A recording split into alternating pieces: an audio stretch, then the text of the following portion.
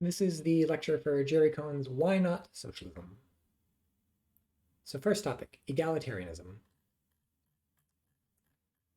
So on pages 60 to 61, he's sort of described a camping trip, and then he says,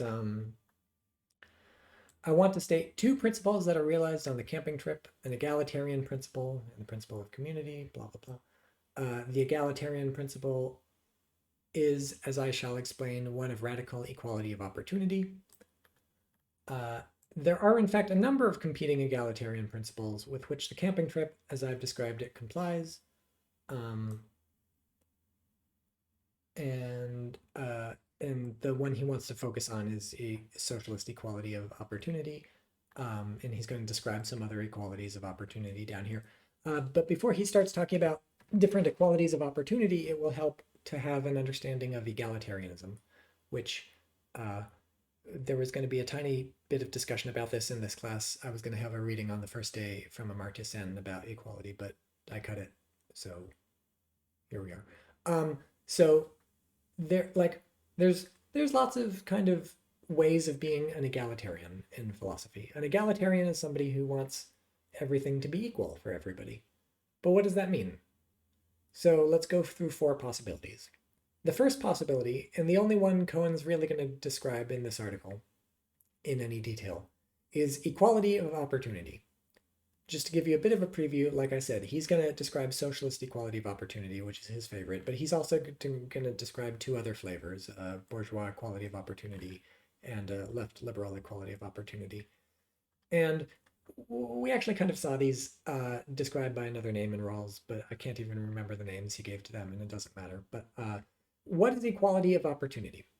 Equality of opportunity says, I am an egalitarian and I want to make everybody equal. And specifically what I want is everybody to sort of have equal opportunity to succeed in society.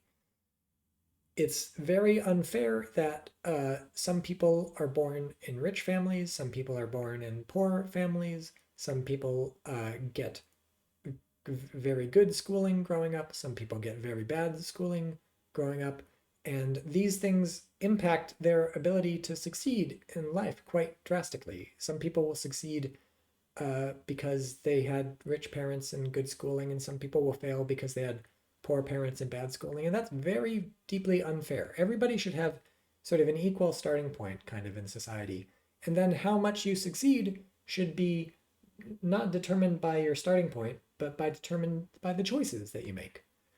And so if you choose to jump off a cliff or whatever, things will turn out badly for you. And maybe society can't fix that. But, you know, at least it was your choice whether or not to jump off the cliff. Nobody pushed you. So if you choose to sort of sleep through school and burn all your money in a fire and then go live in the woods and, you know, your life ends up not so great because of that, fine. You know, at least this was your choice. At least nobody forced you to do this. And at least you weren't born so poor that this was your only option. So, you know, it's your choices that should determine how your life goes, basically. So that's equality of opportunity. What about equality of outcome? Equality of outcome says, that's not enough. I don't want anybody to live a sad life just because they jumped off a cliff or they burned their money in a pit. I want everybody to have equally good lives in terms of like the outcomes that they get. So, you know, maybe everybody should be equally happy or something like that.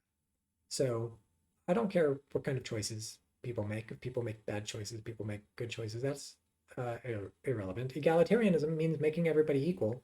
And so if somebody makes bad choices and their life is going to go badly, let's help them out. You know, let's save them from that.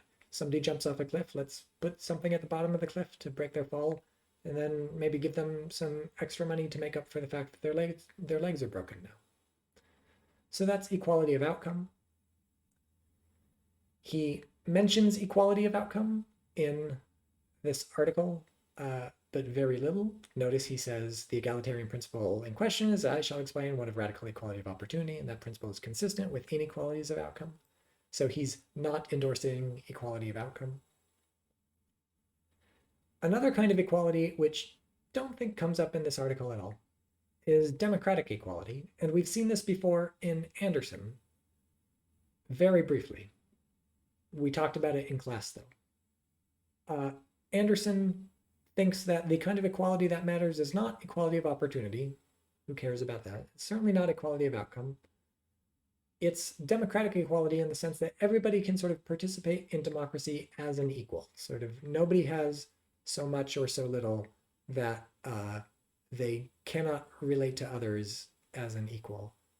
So nobody should be so poor that they have to sort of like, they cannot sort of present themselves in society as an equal.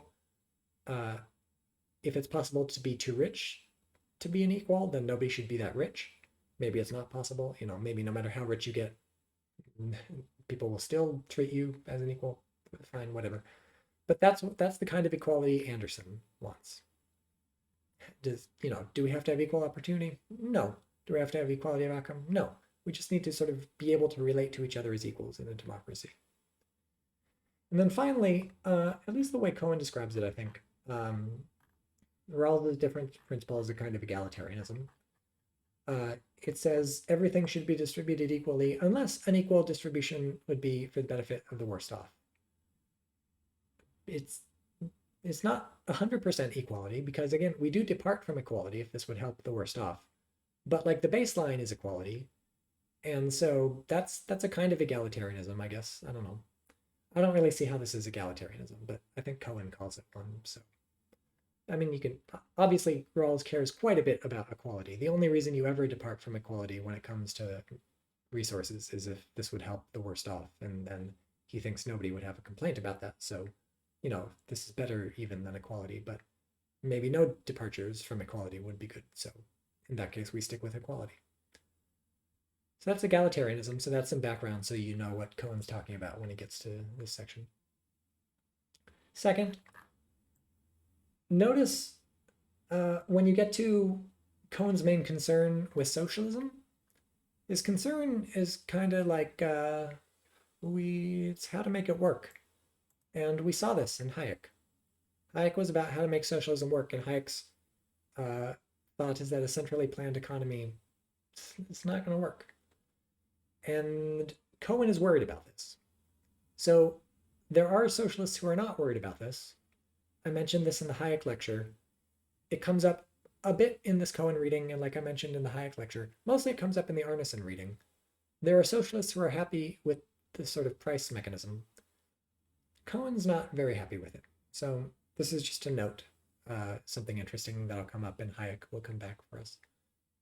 And Cohen's also not happy with the kind of people capitalism makes us into. And this is a concern that Mueller had.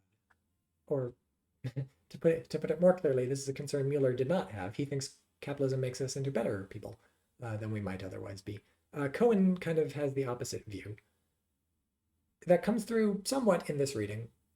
Arneson will make kind of a big deal about this in the next reading. And so, but this is just to prime you for when you're reading Cohen, to pay attention to this aspect of him, which is here. He doesn't always call it out like very clearly, but he's not like confused about this. He is very clear. He thinks capitalism makes us worse, and it's worth contrasting that with Mueller, who thinks capitalism makes us virtuous in various ways. So that's an interesting divide.